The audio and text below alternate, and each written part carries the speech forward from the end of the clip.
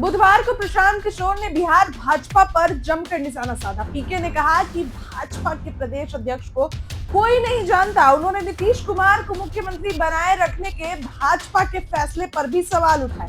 पीके ने कहा कि अगर प्रधानमंत्री नरेंद्र मोदी बिहार के विकास पर ध्यान देते तो वो एनडीए का समर्थन करते। इस बीच भाजपा प्रदेश अध्यक्ष दिलीप जायसवाल ने एक देश एक चुनाव का समर्थन किया। जनसुराज पार्टी के नेता प्रशांत किशोर ने बिहार भाजपा की जमकर आलोचना की। उन्होंने कहा कि भाजपा प्रदेश अध्यक्ष को किसी गांव में खड़ा कर दो, 10% लोग भी उन्हें नहीं पहचानेंगे, पीके ने दावा कर दिया। पीके ने आगे कहा कि भाजपा खुद को दुनिया की सबसे बड़ी पार्टी बताती है, लेकिन बिहार में उसकी हालत खराब है। उन्होंने नीतीश कुमार को 43 विधायकों के साथ मुख्यमंत्री बनाए रखने के भाजपा के फैसले को रणनीतिक भूल बता। पीके ने कहा कि भाजपा को इसका खामियाजा अगले चुनाव में भुगतना पड़ेगा। पीके ने यह भी कहा कि अगर प्रधानमंत्री नरेंद्र मोदी पिछले 10 सालों में बिहार के विकास की एक भी बैठक करते हैं तो वो अभियान छोड़कर एनडीए का समर्थन करते।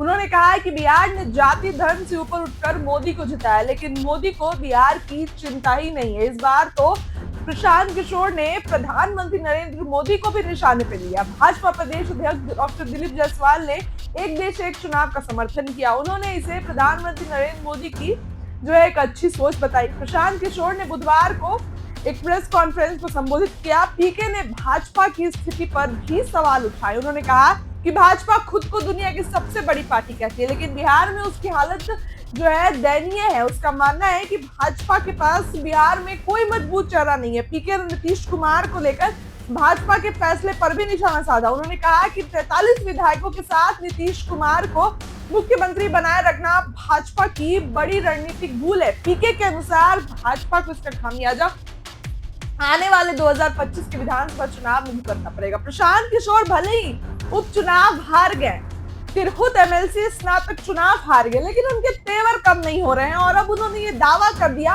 कि दिलीप जायसवाल को किसी गांव में खड़ा कर दीजिए तो 10% लोग भी उनको नहीं जानेंगे। इतना ही नहीं, प्रशांत किशोर ने यह भी दावा किया कि दिलीप जायसवाल को बीजेपी बिहार प्रदेश अध्यक्ष बनाने का खामियाजा अगले विधानसभा चुनाव में उनको भुगतना पड़ेगा। अगले विधानसभा चुनाव में दिलीप जायसवाल के कारण उनको हारना पड़ेगा। प्रशांत किशोर कभी सीएम नीतीश, तेजस्वी यादव तो बीजेपी को आए दिन जो है वो निशाने पे देते रहते हैं, लेकिन बीजेपी के भी लोग चुप नहीं है। इसके साथ ही प्रशांत किशोर ने इस बार प्रधानमंत्री नरेंद्र मोदी पर भी निशाना साध दिया और ये कह दिया कि बिहार के लोगों ने उन्हें जाति धर्म इन सब से ऊपर उठाया, लेकिन नरेंद्र मोदी ने क्या किया? उन्होंने बिहार के लिए कुछ भी नहीं किया है और इस पर भी चैलेंज कर दिया कि बीजेपी इतनी कमजोर पार्टी है कि सीएम नीतीश के कम विधायक होने के बावजूद उनको बिहार में मुख्यमंत्री बनाई हुई है। प्रशांत किशोर आए दिन जो स्थापित पार्टियां उनको चुनौती देते आते हैं, लेकिन स्थापित पार्टियां भी कहाँ चुप रहेंगी। लेकिन उपचुनाव में हारने के बाद प्रशांत किशोर के तेवर और बढ़ गए। ये भी कहते हैं कि आने वाले विधानसभा चुनाव में लड़ेंगे तो 43 सीट पर लड़ेंगे, इस बार हार गया तो क्या हो गया। हालांकि प्रशांत किशोर स्थापित पार्टियों की टेंशन तो बढ़ाते हैं, चैलेंज देते हैं, बयानबाजी करते हैं। आने वाले विधानसभा चुनाव में प्रशांत किशोर एक बड़ा रोल प्ले करेंगे, त्रिकोणीय मुकाबला बना देंगे। आपको क्या लगता है? कमेंट करके बताइए। वीडियो को लाइक करिए, चैनल को सब्सक्राइब करिए। बहुत बहुत